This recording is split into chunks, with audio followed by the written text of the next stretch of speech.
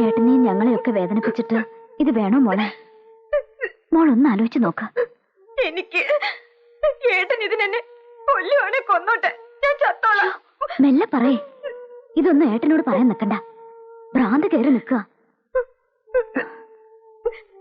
ഒന്നുമില്ലാന്ന് ഞാൻ പറഞ്ഞോളാം. പിന്നെ പിന്നെ സാവകാശം പറഞ്ഞ് മനസ്സിലാക്കിക്കോളാം.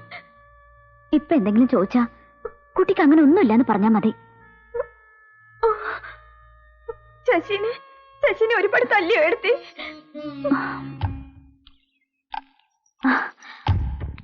എന്താ എന്താ അവള് പറഞ്ഞേ? ഒന്നുമില്ല, അവര് വെറുതെ മിണ്ടിന്നും പറഞ്ഞേ ഉള്ളൂ. ഇനി ഇതിനെ ചോദിച്ച് വെറുതെ ആ കുട്ടിക്ക് വാശി ഉണ്ടാക്കരുത്.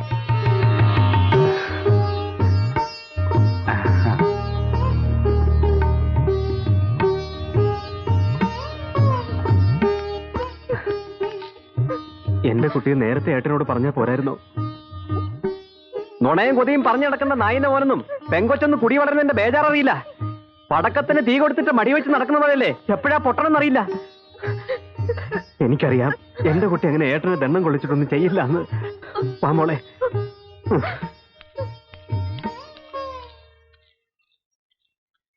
കേട്ടതൊക്കെ ശരിയാ. അവര് തമ്മിൽ ഇഷ്ടത്തിലാ. അവള് ശശിക്ക് വേണ്ടി ചാവാൻ പോലും മടിക്കില്ലത്ര. പിന്നെ നീ അങ്ങനെ പറഞ്ഞത്?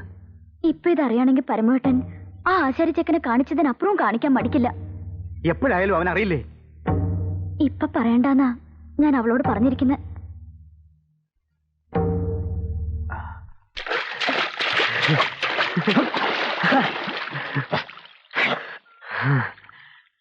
എടാ, നീ അറിഞ്ഞോ? ഒക്കെ വെറുതെയാ. എന്റെ കുട്ടിക്ക് അങ്ങനെയൊന്നുമില്ല. അവൻ മണത്ത് വെറുതെ പിന്നാലെ നടക്കുന്നേ ഉള്ളൂ എന്നവൾ പറഞ്ഞു. പറഞ്ഞു, ജഗദമ്മയോട് പറഞ്ഞു.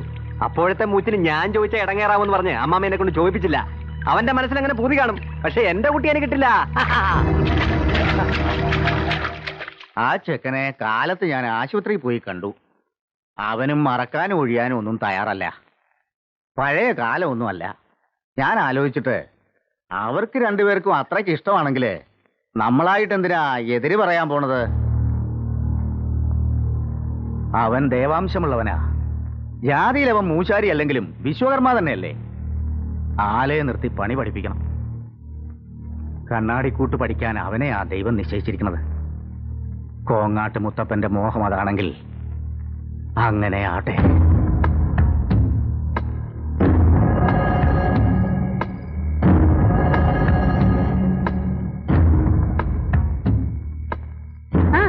ഇരിക്കുകയാണോ കുമാരേട്ട? ഉറങ്ങണില്ലേ? ഇല്ല, എനിക്ക് ഉറക്കം വരുന്നു. നീ ഉറങ്ങിക്കോ. നമ്മൾ ആശിച്ച പോലെ കല്യാണം നടക്കാത്തതുകൊണ്ട് നമുക്ക് ആ കൂട്ട് കിട്ടാൻ യോഗമില്ല എന്ന് കരുതി സമാധാനിക്കാം.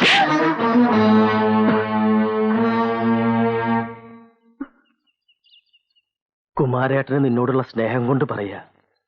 നിന്റെ മനസ്സ് കുമാരേട്ടനെ കാണാൻ കഴിയൂ. നിന്നെപ്പോലെ എന്റെ കെട്ടിയോളും ഒരിക്കൽ ഒരുപാട് കണ്ണീര് കുടിച്ചതാ.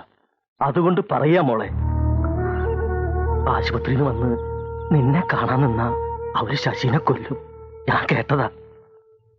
നിനക്ക് വേറെ ചെക്കനെ അവര് കണ്ടുവെച്ച് കഴിഞ്ഞു. വേണമെങ്കിൽ നാളെയോ മറ്റന്നാളോ നിന്റെ മംഗലം അവര് നടത്തും. മണ്ടത്തരം പറയാതിരിക്കു കുട്ടി. നീ ചത്താ പിന്നെ ശശിക്ക് ആരാ ഉള്ളത്? അവൻ പിന്നെ ജീവിച്ചിരിക്കോ? അവരവനെ പട്ടിയെ പോലെ പെരുവഴിയിട്ട് കൊല്ലണത് നിനക്ക് കാണണോ മോളെ? ഞാൻ എന്താ വേണ്ടത്? ഈ കുമാരേട്ടൻ നിങ്ങളുടെ കൂടെ നിൽക്കും. എന്തിനും നീ അവന്റെ കൂടെ ഒളിച്ചോടാൻ തയ്യാറാണോ? എങ്കിൽ ഞാൻ അവനെ ആശുപത്രി പോയി വിളിച്ചോണ്ട് വരാം. നീ തയ്യാറാണോ? പരമേട്ടനോട് പറയാണ്ട് എന്നെ കാണാണ്ട് വന്ന പരമേട്ടൻ വിഷമിക്കും. നീ ശശിയെ കൂടെ ഒളിച്ചോടി പോവാന്ന് പറഞ്ഞ് ഒരു എഴുത്തെഴുതി വെച്ചോ. ആദ്യത്തിന് ദേഷ്യപ്പെടുന്നേ ഉള്ളൂ. പിന്നെ അവനെ ഞാൻ പറഞ്ഞ് സമാധാനിപ്പിച്ചോളാം. നിനക്ക് ശശിയുടെ കൂടെ പൊറുക്കണമെങ്കിൽ ഇതേ ഒരു മാർഗമുള്ളൂ. നീ എന്താ ഇത്ര ആലോചിക്കണത്? ശശിയോട് നിനക്ക് അത്ര ഇഷ്ടമൊന്നുമില്ല അല്ലേ? പാവം, നിനക്ക് വേണ്ടിയവൻ എത്ര അടിയിടിയും കൊണ്ടുപോകും. കരയണ്ട. കൂടെ പോവാൻ മനസ്സുണ്ട് വെച്ചാ രാത്രി ഞാൻ വന്ന് വിളിക്കാം. ഞാൻ അവന്റെ അടുത്ത് കൊണ്ടാക്കാം. വരണം. ഞാൻ വരാം. എഴുത്തെഴുതി വെക്കാൻ മറക്കണ്ട. രാത്രി വന്ന് ഞാൻ വിളിക്കാം. വയ്ക്കോ.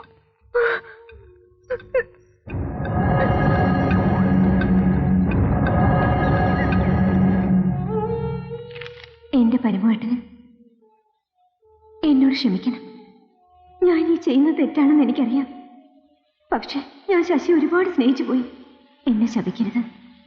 ഞാൻ ശശിയോടൊപ്പം പോകുന്നു. ഏട്ടന്റെ സ്വന്തം ലക്ഷ്മി.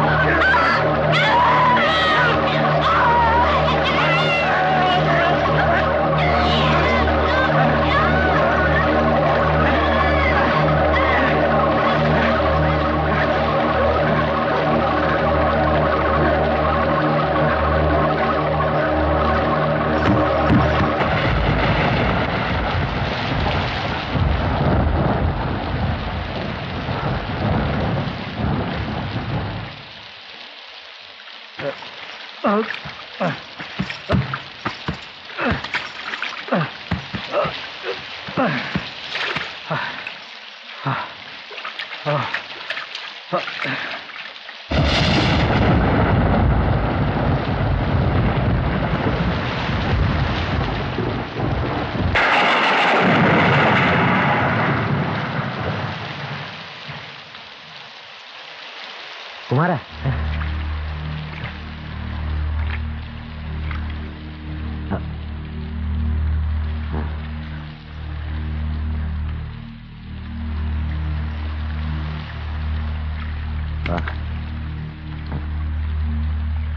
വാടാ.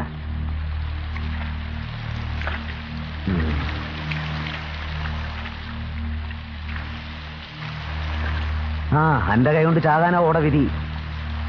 ഓ, എന്നാലും മഹാപാപമായി പോടാ. അല്ല, ഓളെ കൊന്നുകൊണ്ട് അനക്കെന്താ പ്രയോജനം? നീ അറിഞ്ഞില്ലേ അമ്മാമ അവളെ ശശിക്ക് കെട്ടിച്ചു കൊടുക്കാൻ പോകുന്നു. ഓ, ഞാൻ നിൽക്കേണ്ട കാലം അയാളെ മൂടും താങ്ങി നടന്നത് വെറുതെ. ആലയും കൂട്ടും ആ ആശാരി ചക്കന് ഞാൻ ജീവിച്ചിരിക്കുമ്പോൾ നടക്കില്ല. അല്ല കുമാര, തൂങ്ങിച്ചത്താണെന്ന് പറഞ്ഞാലും നാളെ പോലീസ് വരും. ചിലപ്പോ സാക്ഷിയായ എന്നെ വിളിച്ച് ചോദിച്ചെന്നിരിക്കും. ഞാൻ എന്ത് പറയണം? നീ ഒന്നും കണ്ടില്ല എന്ന് പറയണം. അപ്പൊ ഞാൻ കണ്ടതോ? നീ എന്റെ കൂടെ നിൽക്കില്ലേ? നിക്കാം. പക്ഷേ ഒരു പാല വിട്ട അങ്ങോട്ടും ഇങ്ങോട്ടും വേണം. നീ എനിക്ക് എന്ത് തരും? നിനക്ക് എന്ത് വേണം? എന്തും ഞാൻ തരും. എന്തും? എന്തും. ആ, എനിക്ക് ഒരാളെ മംഗലം കഴിക്കണം. തുലോചനയല്ലേ? അത് ഞാൻ നടത്തി തരാം. ഛർദിച്ചത് പിന്നെ ആരെങ്കിലും ഭക്ഷിക്കോടെ കുമാര? ഓളെ അല്ല, നിന്റെ ഭാര്യയുടെ അനുജത്തി ജഗദമ്മേ. പറ്റുമോ എന്നെ കൊണ്ട്? പറ്റില്ലെങ്കിൽ ഇപ്പൊ പറയണം. കുമാര, നിന്റെ ജീവൻ ഇപ്പൊ എന്റെ കയ്യില, അത് മറക്കണ്ട.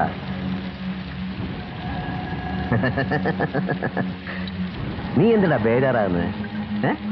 എടാ, ഞാൻ ജഗതെ കെട്ടിയ നമ്മളെല്ലാവരും കുടുംബക്കാരാവും.